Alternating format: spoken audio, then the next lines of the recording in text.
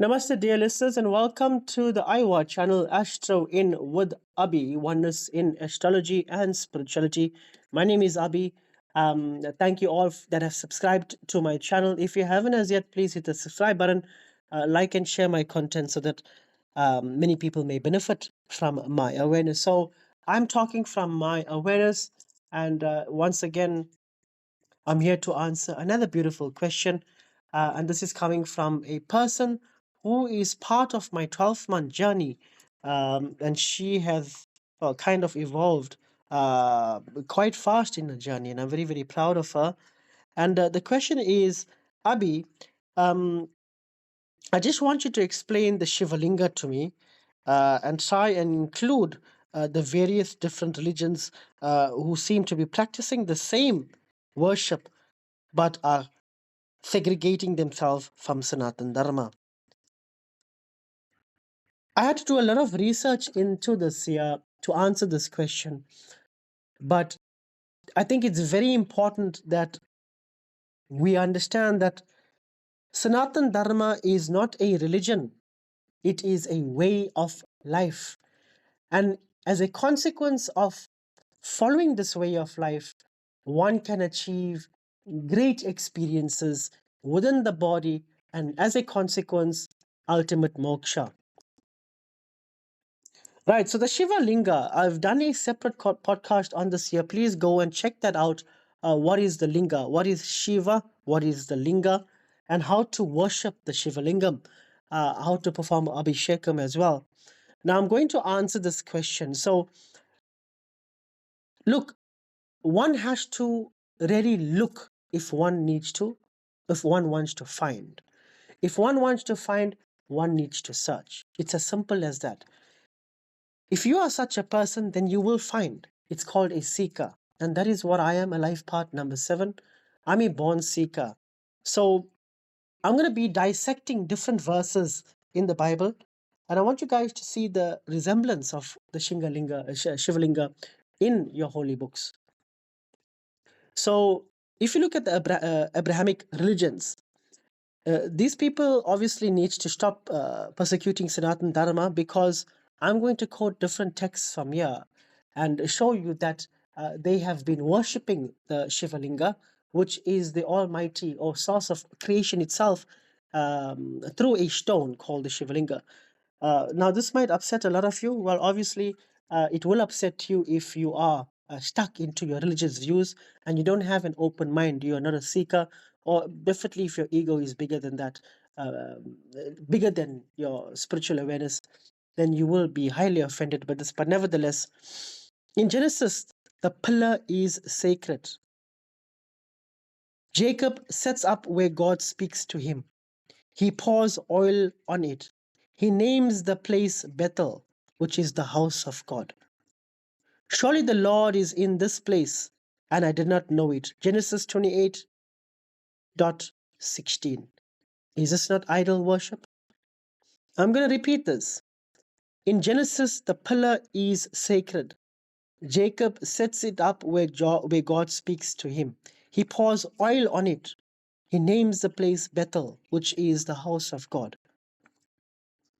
This is pure devotion, bhakti yoga, a sacred stone marking divine contact, an act of love, remembrance, and worship. This is Sanatan Dharma. Genesis 28:18.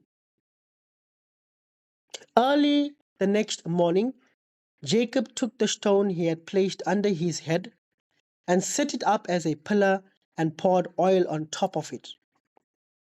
Genesis 35:14. Jacob set up a stone pillar at the place where God had talked with him, and he poured out a drink offering on it. He also poured oil on it. This is a classic example of Shiva Linga, dear listeners. In the Bharatiya tradition, a stone set up upright is the Shiva Linga. God spoke there. This is a sacred site, just like Jyotirlingas. Poured drink and oil.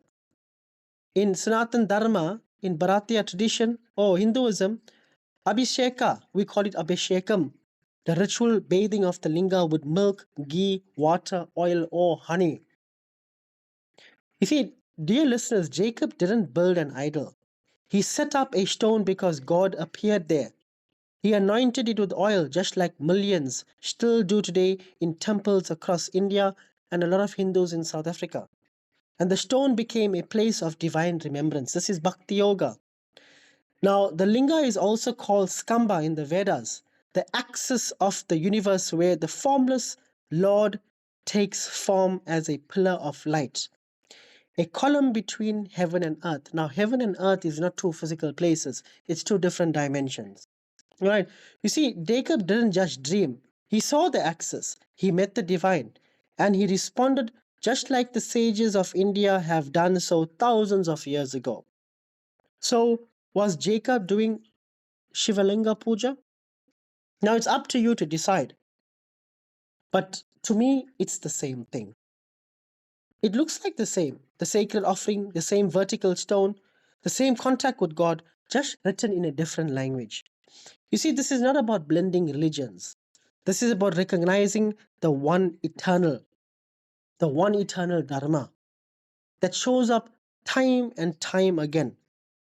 Wherever a heart bows in truth, it will show up. If you have the eyes to see the broader picture, or if you want the eyes to see the broader picture, it's time to dissolve the egoistical mind. It's time to dissolve that which you have been conditioned to. It's time to uncondition yourself. This is intellect. You see, the Shiva Linga itself is not about a stone. If we are saying that God is everywhere, then the source of creation is in everything. I can set up even a piece of wood and find source of creation in there, which is a happening. I just need to find a proton or an electron, which is already there. This is the source of all existence. Therefore, it's not that you are worshipping the wood or the idol. You are seeing the source of creation, which is in you and I, in the very same thing. And once you can see that, once you train the eye to see that, you start to see things which you cannot see with the two eyes right now. All right. So I thank you very, very much, dear listeners. My intention is not to offend anybody. My intention is purely to educate you and help you to see beyond religion and help you to see the Sanatan Dharma for what it is. It is a way of life which has been practiced thousands of years ago. And over the thousand years ago, we've had different people that have been taught by different sages. They have crushed lands and they have opened up their own schools and they have taught a specific science and they have been worshipped. And, things just get twisted along the line. But nevertheless, I thank you very much for listening once again. I hope you find peace in my sessions. That's the ultimate goal. It's to help you rise from whatever frequency you're in to get you to a frequency which is much more higher so that there is much more knowing. Jai Shri Krishna, Jai Shri Ram, Om Namah Shivaya, Hari Bol, and goodbye.